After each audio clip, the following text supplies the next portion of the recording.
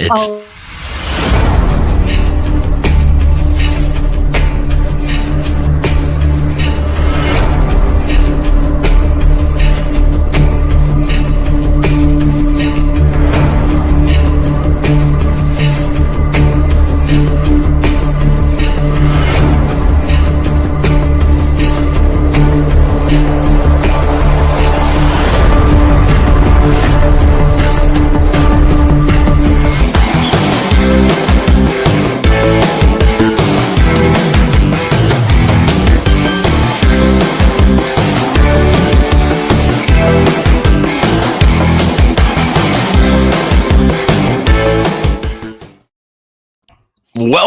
Welcome. It is episode 6 of Meat, Sweats, and Menopause. I'm Joe Gleason, and with me is my lovely and beautiful co-host and girlfriend, Kirsty, the Brit chick. Welcome. Hello, and we already have a comment for Katana saying meat paws and Meno sweats, and I actually really like that. Meat paws and Meno sweats. I kind of feel I don't know, it feels more on point tonight. Given all of the gender confusion in the world today, is this episode 6? It is, right? No, it's episode 7. Yes, indeed. Oh. Did I say 6? It's episode 7. No, I did. Oh, you said my bad. All right. Oh, Sourdough Sue is here. Hello, Sue. How are Maybe I you? need Good some more to red see wine. you. Yes. Welcome. Yes. I'm going to introduce you all because I see Brendan Rothwell and Susan Bothwell. And Brendan, you should know that Susan is the one that got Joe onto sourdough. So there's a whole connection thing going on here right now. Sue, we've been having absolute hysterics over all the stuff, all the sourdough stuff, and Joe's obsession with it. He's very obsessed.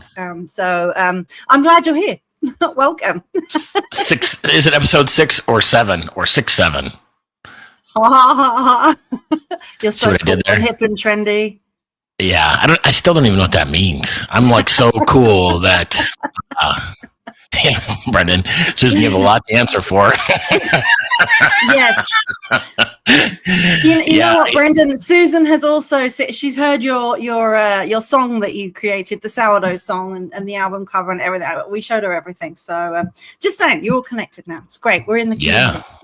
Yeah. Yep. Welcome. And, that's what Meat, Sweats, and Menopause is all about. Is really just bringing together fans of many different things like sourdough, right? So here we are. Welcome. Are we going to start a sourdough cult? Is that what we want to do? Would that be? I think I already. I mean, you asked me this yesterday. Like, I get it. Like, Sue, you've been doing this forever, but I mean, like, it's like a really big thing now. Like, it's the in thing, online, right. and there's groups and everyone's doing. I just wondered what happened. Like, how did that catch on? It's kind of like the carnivore diet, the fads or the keto diet or whatever, and it's suddenly like everyone's doing sourdough, and I'm wondering if it's kind of like that. I don't know. Anybody have any insight here? I think part of it's just a lot of people are kind of getting back to like healthier roots on things. Like they want, and sourdough is like the healthiest bread that you can have. So like it's great for you. It lasts longer. In terms of like storing it or whatever versus other that's actually one of the things, because I make other homemade breads too. It's not just sourdough. And what I find one of the things that makes me kind of is that like regular bread that you buy in the store, it'll last a week or 10 days or even 2 weeks, but like the fresh bread just goes bad so quick. Oh man! So now we're Swifties by like we're like Swifty adjacent, right? Or like because we're into sourdough. Yeah, I made some cinnamon raisin last night, so try that. It was Taylor. Delicious. Yeah. You had a bit of a tantrum that it wasn't perfect, but I've already eaten half the loaf. It was delicious. Like I don't know what you're looking for. It wasn't really. Well, I don't know what you're looking for. Tantrum. It's delicious. Well, it kind of was. You were mad about it. I was like, "This is delicious." Yeah, like, I have a high standard. Sue taught me well, and I have a lot to live up to. So it's nothing. It's nothing to be trifled with. So are we going to do a whole show on sourdough? We probably could, couldn't we? Probably. So Vince, who's on quite a bit, I'm not sure if he's on right now. He was saying, so his wife Sherry makes sourdough bread, but then has also kind of gone off and now is making these the chocolate chip cookies, right? That are made with sourdough. And he swears by them. He says they're like, they're like professional level kind of thing. So yeah. I'm going to, Little House on the Prairie. Is that the one where they said good night, John Boy, good night, Billy Bob, and all the different everyone said good night? I can't remember. I'm trying to think of my 70s it was the Ingalls, the Laura Ingalls and the Ingalls family, wasn't it? I don't know if they did all the good nights. Maybe they did. But you make your own butter. Sue, I don't know if you know that Joe makes his own butter now too, as well, in a churn. Well, that was born actually out of I'd gone into the store here like a couple times ago. We don't do margarine at all. We're only just real butter people. So I'd gone in a couple times and they didn't have butter, right? And I was like, this is a concern because I'm not gonna be cool with any of the butter alternatives. So I'm like, well, what would happen in that sort of situation if we, had it like the toilet paper a couple years ago? It's like butter is just not available, and people are like beating the crap out of each other to get that last stick of butter. Yeah, and eggs. Happened with eggs too. Yeah. Oh, the Waltons. That's right. The Waltons and Little House on the Prairie. Yeah. And then there was Green Acres, kind of another farm old school show, right? But yeah, the whole butter thing. And then Mexico, I was thinking, for as often as we go to Mexico, the butter there is just not to our liking. So I thought it'd be cool to be able to have the opportunity. You can get heavy cream, just make butter, right? So Rothwell. Brendan is at his stuff again. Here we go. How about this track? Robert, I didn't mean to turn you on. That's like a Weird Al Yankovic, right? Didn't mean to turn you on. Like, and then you could do like I could be like the opening band for Weird Al, and didn't mean to turn you on, and then he could just go right into Eat It, and it would be like this like whole food song homage, right? Mm-hmm. Yeah. The next thing Joe's been talking about making his own wine and beer. I think that'd be very dangerous, but it could be happening. We could be our own little food store over here. Or our own little homestead. Yeah. Right. Get some goats, some chickens, right? As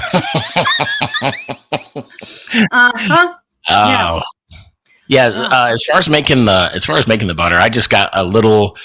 It's a larger size mason jar basically, and it has the lid, and then it has the little spinny, like paddle wheel that you turn. So it's not a real big, operation. It's just something. Basically, probably be about the equivalent of a stick or maybe 2 sticks of butter when it's all done. It turns out good though. I like it. It literally took 5 minutes? 10 minutes maybe. Once you added the salt and stuff like that, it was delicious. Really good. And then you got to squeeze off the water and put ice on it and kind of mold it and stuff. But yeah, it wasn't. It was wild because it went from a James Mason jar. Yes. So yeah, it was weird because you're just kind of spinning and it's just like liquid, and then out of almost like instantly or out of nowhere it becomes solidified, and it's like, whoa, it's kind of cool. And like you felt like, what's going on? I'm wasting. What am I supposed to expect? And then all of a sudden, poof, you get butter. So it's like the old Grey Poupon. Yeah, it's like the old Grey Poupon commercials. Pardon me, do you have any Grey Poupon? And then that could be the butter. You could just be like, pardon me, do you have any? It's a miracle. I have no idea what you're talking about. You don't know the pardon me, do you have any Grey Poupon commercial? Poupon? Great. It was like this person that drives up in a Rolls Royce and it's all fancy, and it's like the British person. I'm just gonna insult you and all the English folks. Weird like commercials. What's that? Ambassador, you're spoiling us.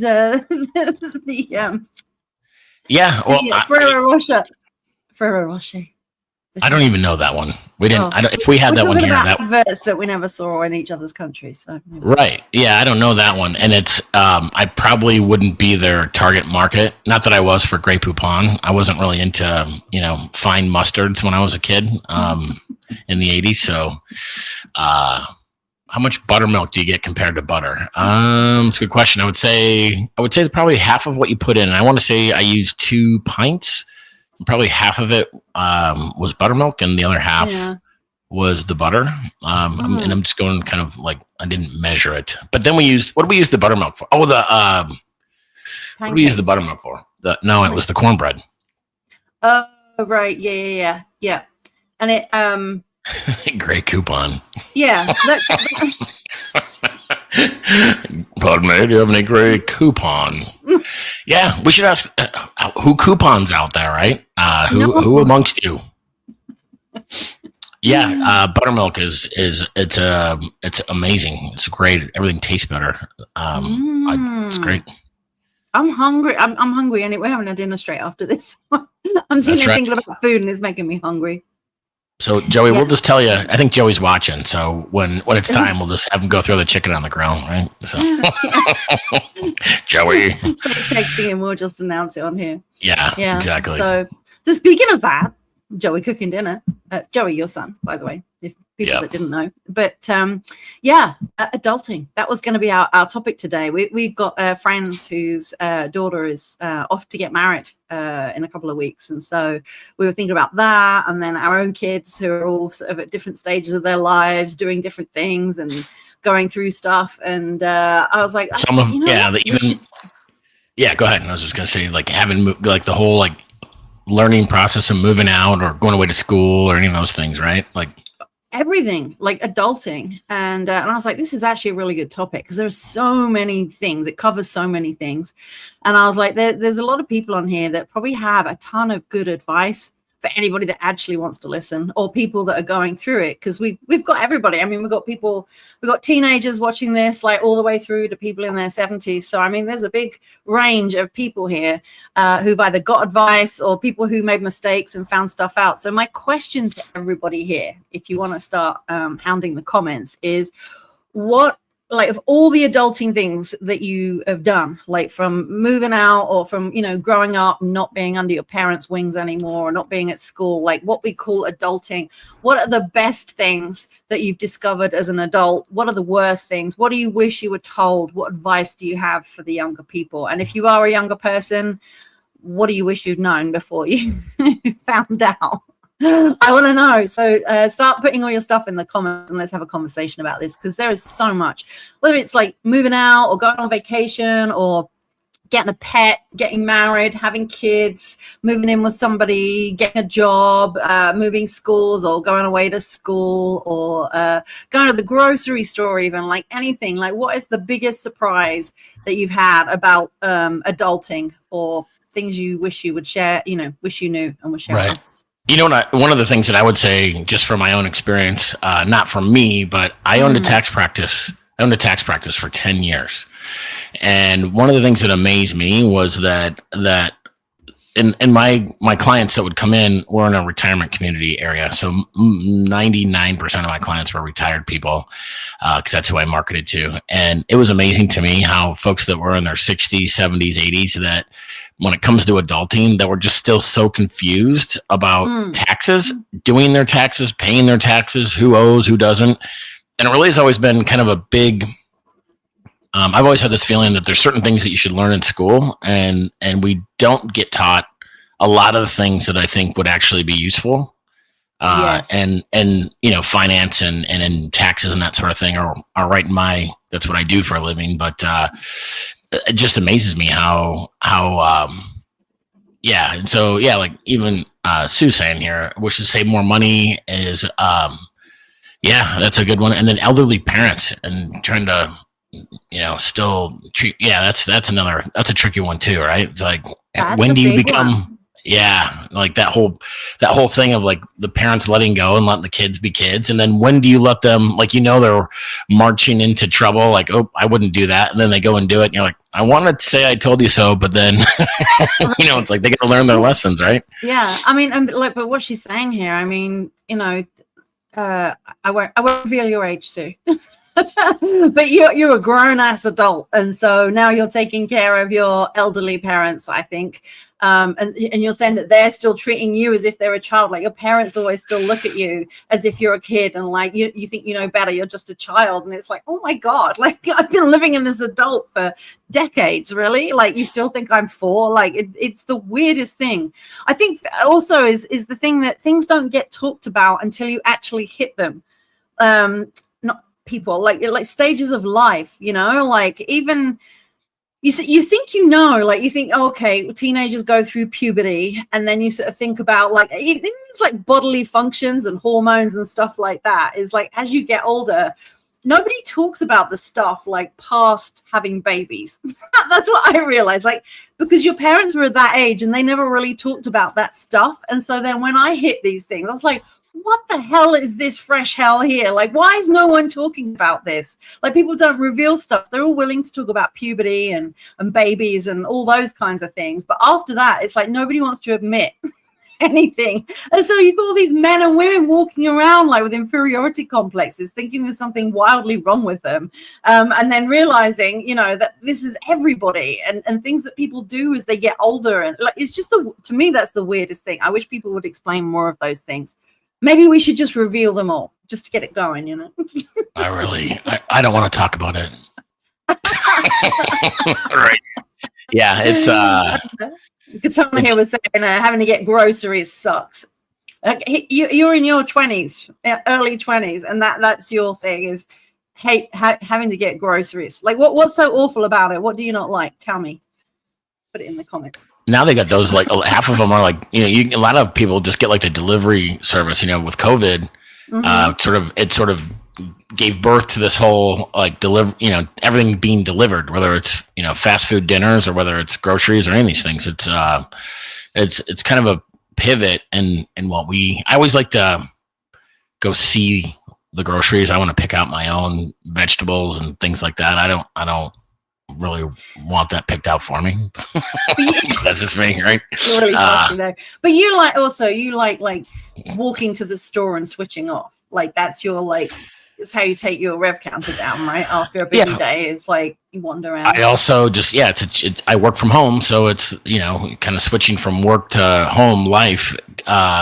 You know, that just going to the store. A lot of times you're more of a let's go buy a bunch of groceries for the week and then like food prep more. And I'm more, I'll just see what sounds good for today. And I'm not a big, like, let's make one thing and then eat it all week as leftovers. So, it's just a different philosophy. I'm right, you're wrong. So, you know. Of course, yeah, absolutely. And then you just make friends with every single person that you come across in the store. That's true. This is Joe's social life. Is going to Winco. So we've talked about this before. That and meat sweats and menopause every week, every Wednesday at 6, right? Right. This is my social outlet. Yeah. Brendan says here, school should teach finance. I agree. Social and family boundaries, value of relationships versus value of money. I completely agree with that. My biggest thing, and I've actually made a bunch of posts about this on my own personal profiles, social media, is that, you know, you're taught in school about reproduction, how to make a baby, how to have a baby, you know, what your body does, like from a scientific point of view. But when it's not taught to us about relationships and emotions and how to handle people, how to ground yourself, how to stay calm, parenting styles. Yeah, but just not even that. Like just how to be a friggin' human, you know, how to like you know, self-regulate when you get upset, like that it's okay to have conversations, because so many people are afraid to have conversations because they think it's conflict. But the reality is it's conflict everywhere. There always will be. So it's not how, you know, it's not what you do, it's how you handle it. And we're not taught any of that stuff. We're not taught how to date, how to be in relationships. And I don't know, maybe that doesn't belong in school, but if you're going to tell people about how to have a baby and how to get one, then I think you should probably talk about the relationship first too, as well. That's just my own opinion. Yeah, so. But I think how much of that you want being put on, how much of that responsibility do you want put on school and administrators? Like, I think that's a parent thing. I don't think that's can it be discussed? Sure. But I mean, it could be like, you know, if there's religious ramifications, if there's cultural ramifications, I really wouldn't I really wouldn't want that being completely in the hands of school, because it's a family thing, like. Sure, but I think it can definitely be, if you're going to talk about what to do with your penis or your vagina, I think you can certainly have a conversation about what's appropriate if you go on a date, or if someone's got a problem and is upset, how do you approach them, like things like that. I don't think that's what happened at your school. Didn't you go to an all-girl school? You guys talked a lot about stuff, because you learn about penises. we just didn't get from my friends that ran off to the woods at lunchtime to go and smoke cigarettes with the boys. So. yeah, different than my little hometown in Illinois. So it's definitely we didn't get into a lot of the bodily function stuff. I mean, it was kind of, I think we had it in health class, but it wasn't like every year that's all they talked about. So it was, I think a lot of that stuff's supposed to stay in the family, and but family dynamics have changed quite a bit from traditional roles, even one generation ago, but definitely from 2 or 3 generations ago. A lot of the family dynamics have changed, so. Yeah, for sure. I'm going to pull up some of these comments now. Everyone's typing. So Katana, I remember when we used to go grocery shopping for the whole week for my whole family, and it was like $300. And now it feels like $300 just to get good quality food that's not fake processed shit. Yeah, like $300 in your basket, not a I call it a trolley. What do you call it? A shopping cart, a cart. Right. Yeah. No, it's definitely way more expensive. I mean, even just going, like, for people that go get fast food, they're like, oh, let's go grab something quick. Like, just to go to, like, let's say McDonald's, and we don't go there very, I don't eat like that very often, but it's even just for 3, 4, or 5 people to go to something like McDonald's, it is gone extremely expensive. So oh, I know. Yeah. We were saying, like, you used to be able to get like a Big Mac meal for like $4.99, and now it's like about $18 or something ridiculous like that. It's like, if you want to eat McDonald's, but I'm just saying it's. We went to a spring training. So Kirsty and I went with our friend Vince, and I don't know if he's on right now, but we went to a spring training game. I'm a huge baseball fan, love the Chicago Cubs, and we went to a game on Sunday. And we remember that there was like the margarita. They had like you get a souvenir jar. Mm-hmm. It was like $19 just for the one margarita. We're like, what the damn hell? This is insane. Yeah. And just a hot dog is like $10 for a hot dog. So a bottle of water was what, $7-8, something like that. That's insane. Just for a bottle of water. That's nuts. Yeah. So we got a bunch of stuff popping up here. Yeah. Let's grab some of these comments. Katana, school should teach us how to self-govern. I completely agree with that. As in, like, how to self-regulate, be in your own authority, advocate for yourself. I completely agree with that. Critical thinking. Obviously the system doesn't want that, and it becomes blatantly clear in my eyes that homeschooling is the only option. I have to agree with you, and that's what I did. But so if your view is homeschooling, which cool. But if you're, who when you get married, you have to make sure that your spouse, and when you have kids, agrees to that. And then who's going to do the homeschooling, and who's going to, things go sideways. How do you balance and navigate all that? Because homeschooling, and we did it when my kids were little, for the kids for a couple of years.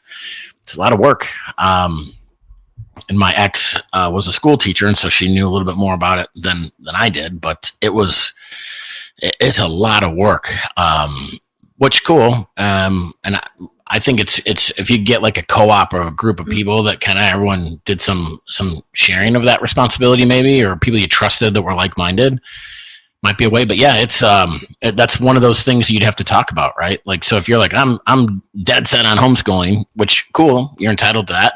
Mm-hmm. But if your partner or spouse is not dialed into that and doesn't want that, then wouldn't you like to know that beforehand and not after the fact?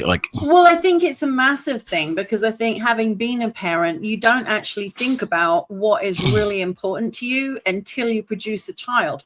If you're dating in your teens or your 20s, usually you're not going to be talking about kids. You're just trying to have fun and see if you're aligned and if you like each other and stuff. But the reality is if that turns into a big relationship and you suddenly get serious, like, you're not thinking about kids for maybe 5 years or 10 years or whatever it is. But once you have a kid, suddenly you're like, everything changes, because all of your values that you didn't even know that you had come to the forefront, like you just said. Like, what's your belief system? Do you want to raise your kid as religious or not in any kind of way? Like, what are your stances on medical procedures and whether your kids should be like vaccinated or have blood transfusions, or follow that? Or what kind of schooling do you want to have? Like, do you believe it should be at home, or do you believe they should be part of the education system? What are your politics? Like, there's so many things that you never had a stance on when you were young, and you suddenly realize that if I'm raising my kid, everyone gets very possessive about how it's going to be. And if you can't agree with your spouse on that, it causes so many problems. And then the kid is caught in the crossfire. And then the kid, if you can't be aligned, your kid doesn't, is like, caught between mom and dad, and, not knowing what to say. And now you're creating issues for them. Look at even like how much the grandparents are involved. Right. I mean, we know people who, the parents are very hands-on. They're very involved. They're very day to day. Not, and so some people might be totally fine with that. Like, hey, I want my parent to be like basically the nanny or whatever you'd call it. Like, hands-on, come and watch the kid every day, so we don't have to pay for childcare kind of thing if you're working. But if one parent's cool with that and the other one's not, then that creates problems. Or if the grandparent that's around is kind of overreaching or too opinionated, like, oh, this house is always messy, or these kinds of things. It's like, can you just shut up? It's like, I don't need this. Right. And then also, if your spouse is having real issues around that, then who are you picking? Are you picking your spouse or your parents? And if you fall out with your parents, now you might not have grandparents to raise your kids, but to help with that. Or the other spouse might be like, well, I don't want my grandparents raising, or I don't want your grandparents raising the kid. I mean, it creates so many things, so many issues that, and again, if you don't have a way to communicate through that, because it's inevitable, it's going to happen in every family, then that's what starts creating problems in the marriage and the relationship. And it's all because it's not the kids that are the problem, but it's just the bringing in of another entity that has to be thought about completely differently. Like, it's so important to discuss these things with your potential partner, potential spouse, potential, a parent, co-parent, to go through these things. And we just don't think about that, because we think, we're not going to be talking about that, but it's true. Right. And that's not necessarily even when it comes to having a kid. That might just be in the marriage. You got one family that's like, hey, we do this and we're always around each other and everything's everything, and we're super involved. And then if you marry someone who's kind of like not as close to their family, and then all of a sudden I'd kind of like to know that going into it. So yeah, totally. Yeah, I agree with this too, Sue, that parents, I think parents are just really overwhelmed now in a lot of ways, and they have put a lot of responsibility on the school to be the ones to teach even things like hygiene. Like, you got to tell the kid he needs some deodorant, coming in from recess or something, stinky kid, little stinky kid. That wasn't me, by the way. I was not the stinky kid. That would be my brother. Just kidding. I have a lot of friends that are teachers, and they have all told me this, that they are so sick to death of parents literally dropping the kids at school and then see ya, and letting the teachers have to deal with everything, and then coming in and getting mad and screaming at the teachers for doing things wrong or not doing enough, and they're having to push back onto the parents. Go, I'm not a parent here, I know that's a huge issue right now. So and I think a lot of that is because of the inflation. I just brought up that other comment. Oh, I'm so sorry. I'm sorry, I didn't know you did it. Here, I'll put it back. I can't be trusted with the controls of the. No, I didn't know you were doing that. There we go. Carry on. Yeah, I just think this is a good point to bring up too, but I wanted to finish the other point first, and then we'll jump into this one. And that is that because of things being more expensive, and because of things like inflation, that it's now more important than ever that in most cases that both parents work, and in a lot of cases they have to financially. So that doesn't leave somebody at home to sort of be more the lightning rod of all of the kid responsibilities, whether it's the mom, traditionally it's the mom, but it could be the dad as well. And so because of that now the schools have sort of by default been asked to step up and do things more than they've ever had to, from a historical standpoint. So wanted to talk about this real quick that Katana's bringing up. No, this is the wrong one. It's the one about adoption. Where's the one? Oh, right. One above it. It's above that one. That one. Okay. Yeah, this is a great point. It's the old saying: you have to have a license to go fishing, but you don't have to have a license to have a kid, right? It's like, I know before I had kids, I was going to church quite a bit at that time. So for me, there were classes through the church that we took to sort of prepare us for the idea of having kids and some of that readiness and preparedness.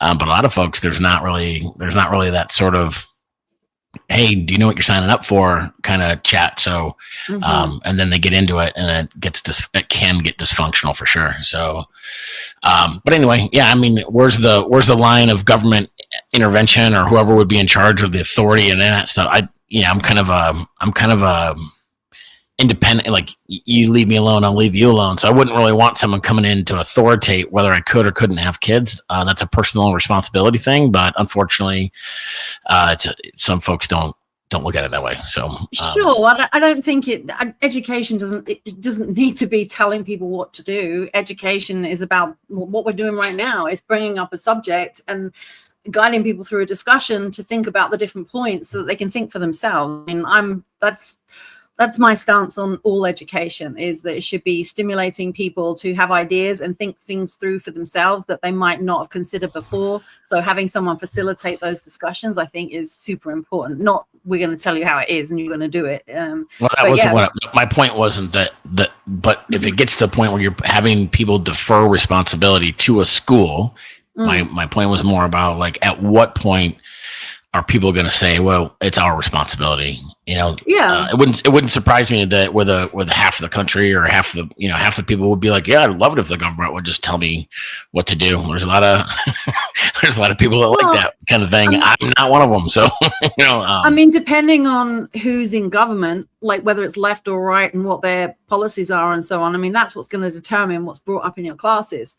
And I remember when my kids were even Ruby, like, she was like 5 or 6, and the stuff she was coming home with going, oh, this happened in my class today and we all had to talk about it. I'm like, what the actual, like, this was not something I'm an advocate of talking about everything and anything. Like, I really am, if it needs to be talked about. But not when she's 5, right? Right. And there's no warning. And now she's coming home telling me stuff that I'm not ready to talk about, or maybe I'm not prepared to talk about yet. Like, give me a heads up here, So I didn't like that either. It was like very, very out there with some of the stuff.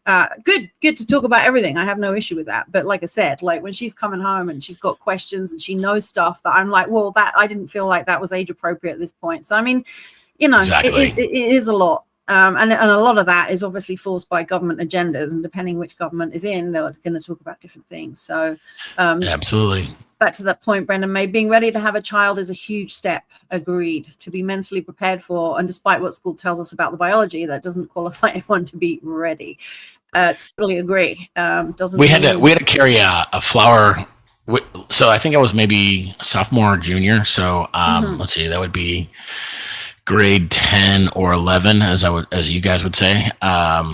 So we had to carry around a bag of flour all week, and it was like through our health class. So it's like, this is what it's like to kind of, it's an example of what it would be like to have a baby. And the idea was that if you had like football practice, or you had a play practice, or music, whatever, you had to have a babysitter for your bag of flour. And so you'd have to have, like, if the teacher was, small town teacher, kind of knew what we were all into. So if Joe's got theater rehearsal, better have someone watch your flour. Maybe that's why I love sourdough so much. See, it all comes together. It's like my baby. Literally, sourdough is, you have to feed it every day. Oh my God, take care of it. This is how it all. Right? This is my origin story. but that's the idea of pets for kids, is to help them learn responsibility. Like, yes, there is a thing that you think is cute and cuddly, and it's your pet, but you have to look after it. And guess what? It eats and it shits, and you have to provide that and clear it up, and you have to be there, and if you want to go out and play, who's going to look after it for you? Who's going to watch it for you? Like, right. That's the whole idea of that, right? And when my kids were at school, they had to look after it. They were given a chick. They hatched eggs in the classroom, and then they were given a chick that they had to bring home and take care of. And I'm like, again, I was like, what the hell? Like, I didn't ask for this. Jillian had that too, and we ended up keeping those chickens because Jill's loves animals, so yeah. we had those chickens until they were almost fully grown. And I was like, "That's it. These things have to go." They started fighting a lot, so right. So yeah, which is another good example of being a parent, because me and my brother had our moments. Mm-hmm. Not as much as my sister, but ultimately, I mean, life is a lesson. You got to look at it like that, because that's how it. Like, if you can ask yourself in every moment, what am I learning from this? Then you don't get upset about stuff. I mean, not to the point where it's like, well, this is happening to me. It's happening for me. I'm learning about something, and I just think, but that's never explained.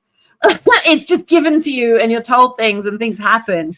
And I think even just like having that shift in mindset about understanding that everything that's happening to me is for me to learn a lesson, so I can be a better person, instead of getting down and down about stuff. But right. I think the school lessons definitely true. But yeah, I that whole thing about being ready, you're never ready for kids ever. But like, my question is, like, I'm 54. I had my kids when I was like between 30 and 34, and some people have kids at 18, and I think, again, it's different, right? If you have a kids at 18, you have all the energy in the world to keep up with it, and you have a young mindset, and it's fun, and you can get the kids out the way. And when you're in your 30s and 40s, you can start living your life again, But the problem is, you don't have necessarily the maturity. So when you're an older parent, you have the maturity, and you don't freak out, and you're more consistent and more calm, which is a very different upbringing for your child. And probably more financially stable too. The pressure financially, I think, is when you're younger. Yes, I think that's a little more challenging. And you're more responsible, mature, but then you don't have the energy. You can't deal with the lack of sleep, so then you're more likely to have depression and stuff, because you're just a mess, So which is better, Yeah. Yep. I think I'm. Sorry, we're both hitting. You know what? Okay, I thought I was doing the comments. I'll stand back. You do all the comments. Well, we both can when there's one that's just still. I just when I see a funny one. So yeah, I think I'm gonna get a bag of flour and try that for a few weeks. Yeah, there you go. It's good practice. Make sure you get it anytime you need to leave that bag of flour, whether it be for work or go to the gym and work out. You need to make sure you get a babysitter for it, and I need to see the signature that you're taking care of that baby flour. So and watch out for the holes in it, so it leaks everywhere. You have to clear that shit up too. Yep, we all taped ours up. Like, it had mine ended up with duct tape, and I drew a little face on it. It was a fully I immersed myself into the project. So and then Jillian just wants to clarify on her chickens, on her little chicks. It was one particular. It was Peep that would bully Donut. Her chickens were Peep and Donut. So now the topic of the show here is just think about adulting in general. It's not specifically kids. So let's kind of expand and zoom out a little bit. How about some of the folks that are adults that have I think back when I was a kid about man, I just can't wait to be an adult. I'll be able to stay up as late as I want. I'll be able to go where I want. I won't have anyone tell me what to do. And now as a yeah, Jills, how did that happen? How did you name a chicken Donut? For one thing, I think she was 7, but yeah. So just kind of as the comments come in now, while we laugh about that, the idea of when you're a kid, I can't wait to be an adult, and then now that you're an adult, it's like you want to revert back, right? I wish I could just take a nap. That would be great. Right. Or I don't want to stay up as late as I can because I want to go to bed. I got to get up early. And so, and now, talking on the phone, there are no limits on that kind of stuff like I had when I was a kid. And so what are the things that as an adult that you look back on and go, man, I didn't know shit. I was a dumb kid. I wish I had that kind of, and then vice versa as a kid. What is it that you look forward to or have concerns about as you look ahead to adulting, like paying taxes or, having a car payment or any of those kinds of things? What is it out there? 8, exactly. So Jill's was 8 when but the donut, Nate. Anyway, carry on. Yep. No, carry on. Can't stand off. Carry on, finish your sentence. I didn't know you went down. Carry on. Yeah, it's just so a couple things. I'm asking questions about, the adults that could kind of look back and say, these are the things I didn't know how good I had it when I was a kid. And then for the younger folks that are on the show here tonight, what are the things that you are either looking forward to as an adult or not looking forward to as an adult with the adulting responsibilities? What say you? I think one of the things, and I can't say that this wasn't me, I see it more in my own kids, is I think when you're sick, like you want to be an adult, it's like, leave me the hell alone, I'll do what I want when I want, like give me all the freedom in the world until I'm sick. Because then when I'm sick, I need to be doted on, I need my mom, I need someone to take care of me and everything, and there's no one there. And like it's like that big like, oh it's that aha moment of I still have to go to work, or no one's going to take care of me, or like what. I think that's a really big realization. Right. Yeah, and it's kind of to Sue's point here. Listening to our parents more, it's like, oh, I know better. When you're a teenager, even into your early 20s, you kind of feel like, oh, I know everything, and you're kind of pushing your boundaries of adulthood, and you want to, have that independence. But then the older you get, the more you realize how much your parents and grandparents knew. Like, damn, you have to eat some crow and take a step back a little bit, right? But yeah, I didn't go through that. I really didn't. Yeah. Well, next week's episode. Next week we'll put you on the couch and we'll talk about all that. I'll uncover my trauma. Good Lord, yeah. Kirsty, my origin story involves a bag of flour. Kirsty, something much different. So yeah, but I think that is something as you get older, for most people. To Sue's point, I think that a lot of people look at the things that your parents told you, and it's kind of funny when you hear yourself as an adult using the phrases. Like I always say, "Eat what you brought." When like my kids aren't happy with what's for dinner, like or what is there to eat, Here we go. We're gonna bring your dad on. This ought to be good. No comment. He's a great dude. I really do like your dad. He's a good but that would be interesting. Yes, I'm sure it would. Yeah. So anyway, we're kind of light on the comments here. Could could use some help from you guys here on what would you as adults, what do you kind of look back on? Like for me, I kind of in that dinner theme, like it was great having dinner kind of made for you on most nights, especially when I was a little kid, not having to think about what's for dinner. It's one of the biggest pains in the ass in the whole day is like, it's not stress, but it's like this, like not even anxiety, but it's like this, like, what's for dinner? What are we going to do for dinner? And it's the daily question, right? Oh, big time. Yeah. Laundry, add that onto the list. I think the big one is owning a car, because we were talking about this the other day, and I was like, my experience of that was very different to maybe your things or what your thinking was. But the idea of like, kids nowadays anyway are raised, most, if not all, parents have a car, or I'll say most have a car. And they're taken everywhere and what have you. And then, they just desperately want their own car. And it's like, okay, it's not just having a car, because it's the maintenance, it's the gas, it's the insurance. It's like, if you get in a crash, it's like all of these things, like it's a really big deal. And, it was unheard of when I was a kid that your parent would just like buy you a car and take care of it all. Like I had to buy it myself. I had to pay my own insurance. Like when I had a crash, I had no car. That was my problem. Like everything I did was me. And I'd literally have like, £5, and it was all I could afford to put in my car for the week, and it was cash, and I'd put that to buy gas for it and everything. And I feel like now it's completely different. Like, kids are getting their cars bought for them, insurance, parents are paying it. And I'm just like, that was a really big lesson for me. Like I took that really kind of seriously. Maybe it was just my own situation, but I just feel like that's a huge change from when we were kids to how it is now. Yeah, I'm going to push back a little bit on your initial premise, and that is that kids today are in such a hurry to get a car. I think like when it's not so much. I'm not speaking specifically to my kids or your kids, but just as a as a generation, the kids now were way different than how I was when I was a 16-year-old kid getting my license. I could not wait to get a car. I was like, get me going and out as much as I could.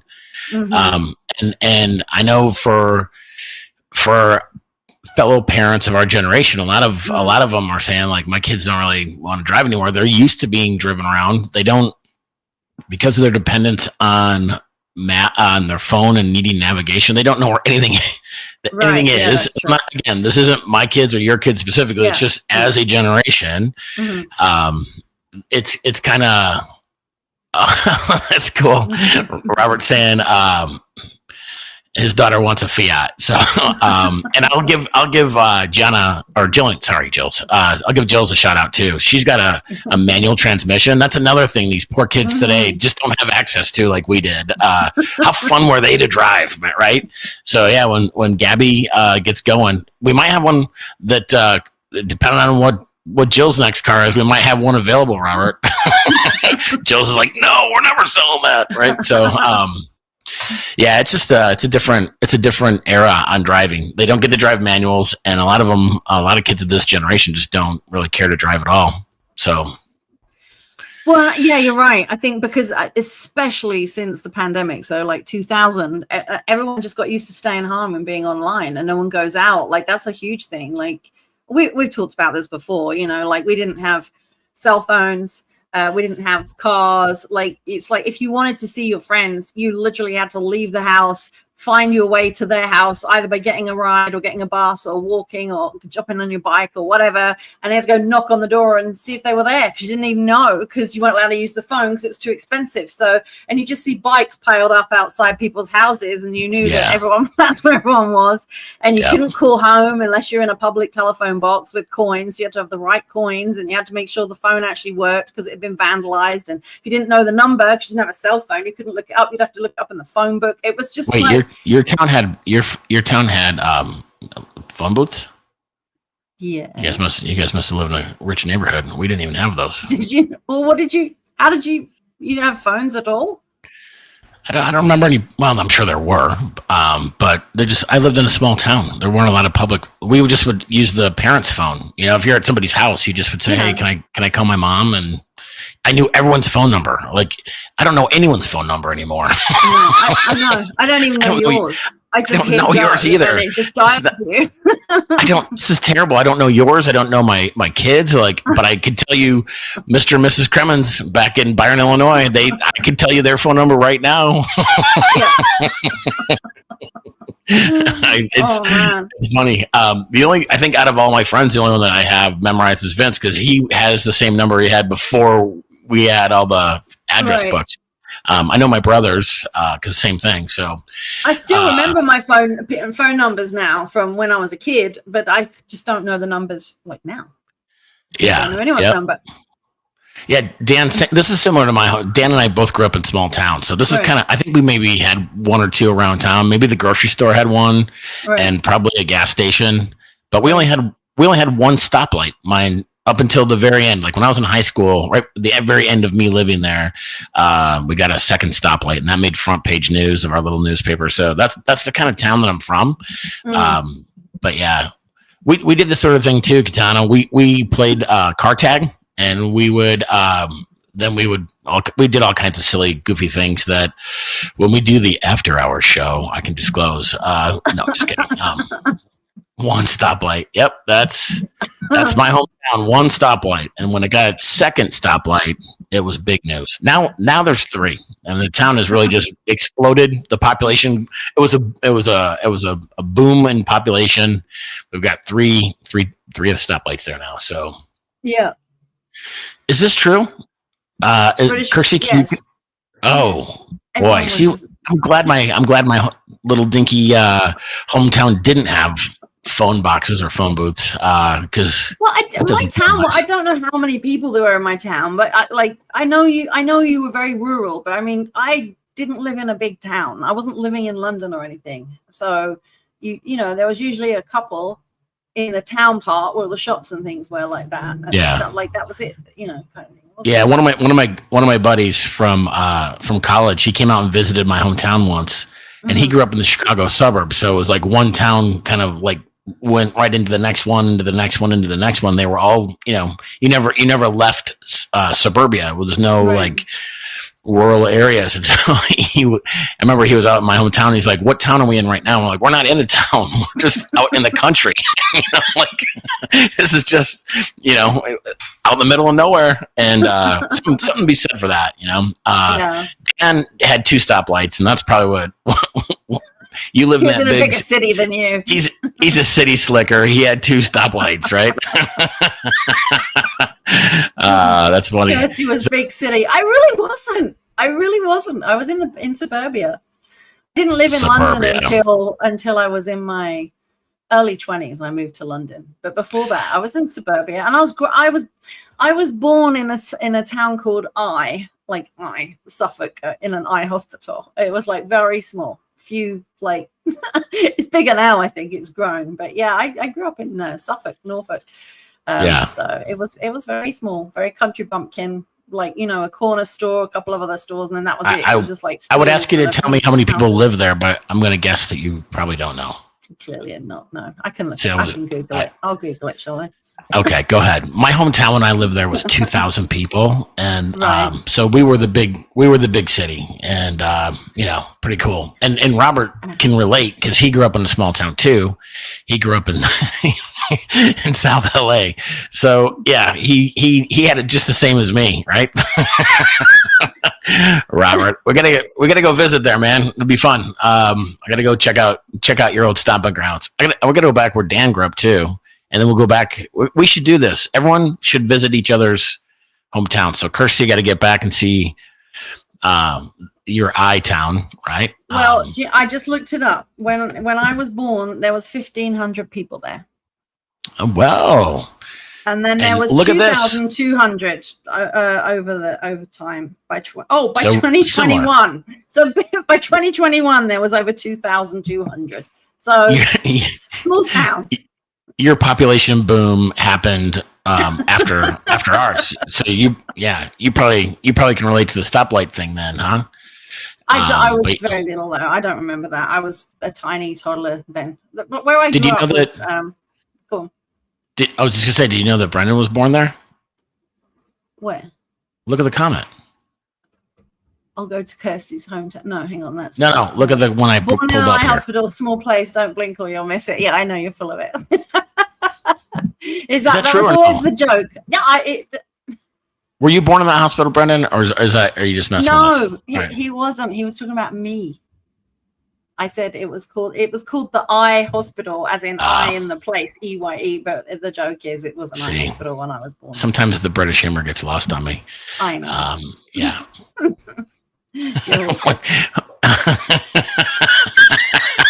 If when you leave it impacts the census, it's a small town, right? Right. And anytime you want to go back home, babe, you can Sue will go with you for sure. I'd love to go.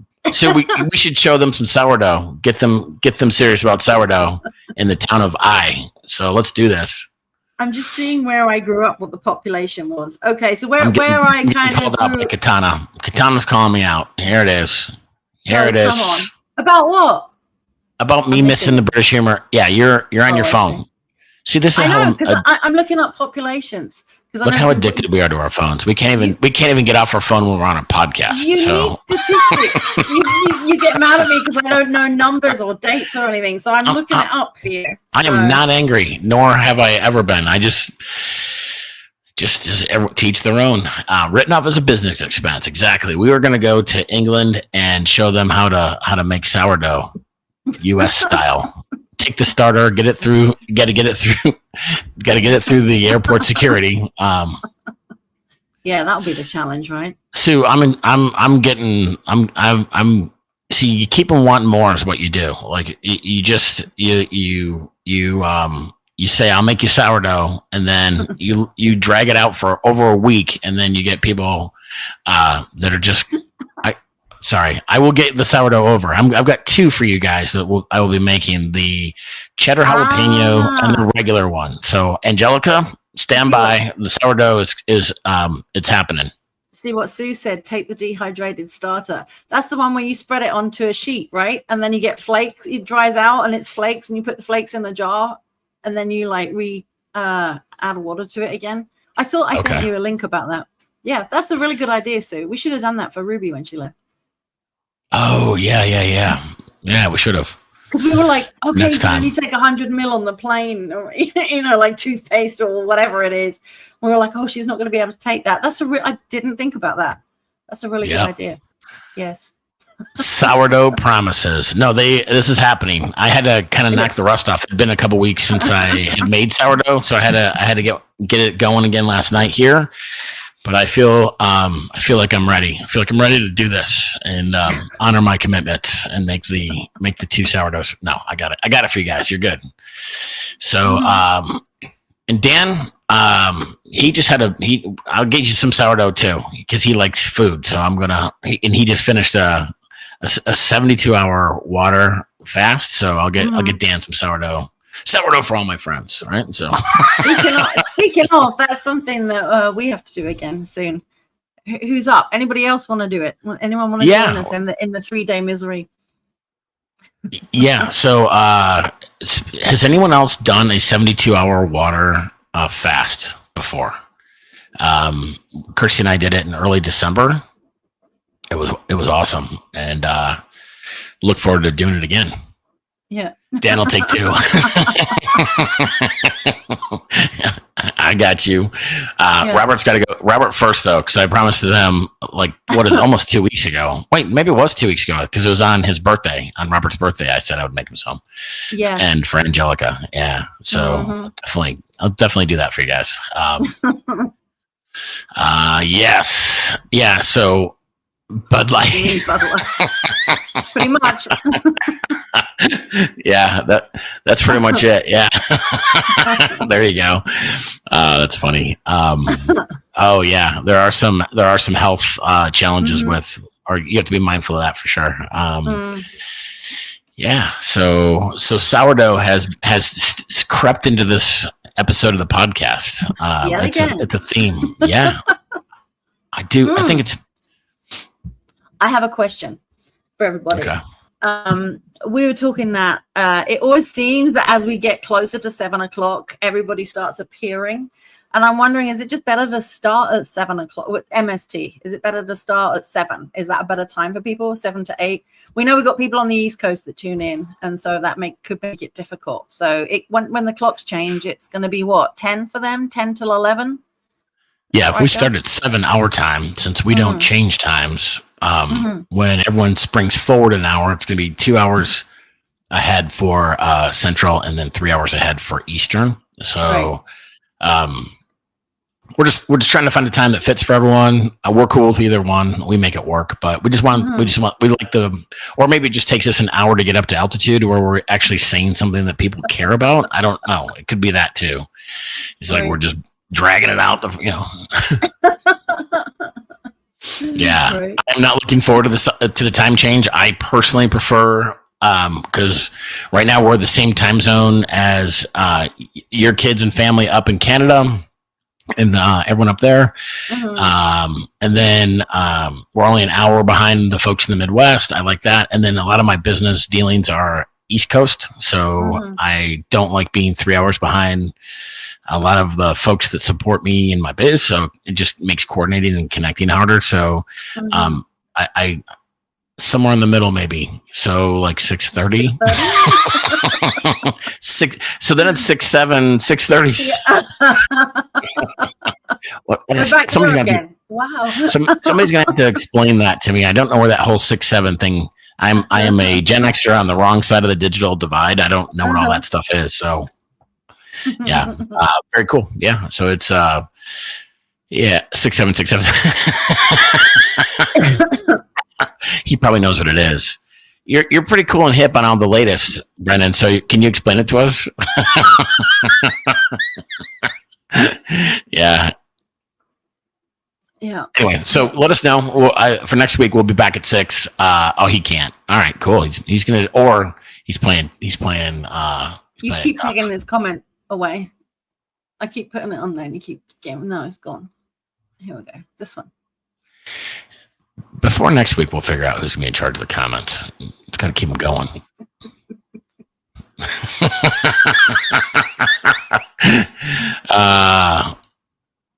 Yeah. Oh, here's one more.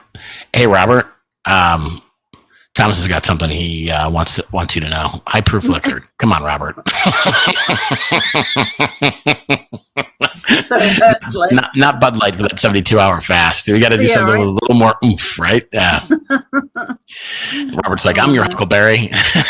Right? I got you. Yeah. Brent? Yeah, the whole point is to reset your insides as well. So yeah, glue it out. But yeah, exactly. So you've been challenged, Brendan. Thomas would like for you to create a new song called the 6-7 song. There you go. If you send it to me, we'll play it as an outro next week. Yeah, there you go. Jill said that she'd do a jingle too. So nice. Yeah, we have a lot of musical talent amongst us here. So very cool. Yeah. So it is. Speaking of 7, it is 7. And any closing comments, last thoughts, anything that we haven't gotten to that you'd like to wrap this up with? Not for me, no. I'm happy to continue the conversation, but it's 7. It's been our hour, so unless anybody else has anything that they'd like us to discuss next week, throw your ideas down. That would be awesome. What's going on here? We'll all do background vocals. Yeah. Well, what everyone doesn't know is that that I'm in a boy band with Kitana. We're in a boy band. We did a song. Yes. It's been recorded. Yes. Yes. Remind me to find that and post it. So what was that? It was Color Me Bad a couple of years ago when they were down. Yeah, it was Color Me Bad. Jillian, Ruby, Thomas, and me. We all did like a boy band video to Color brilliant. Me Bad. I think we nailed it. I think we did a great job. Mm-hmm. I'm going to bring that on next time. Of course you will. Of course you will. I should not have mentioned that because it was brilliant. It was so good. I loved it. I thought it was really awesome. It was a great family representation. I noticed that you weren't in the video. I was videoing it. I was the cameraman. You wouldn't post it if it was you in the video. Is it in a leotard?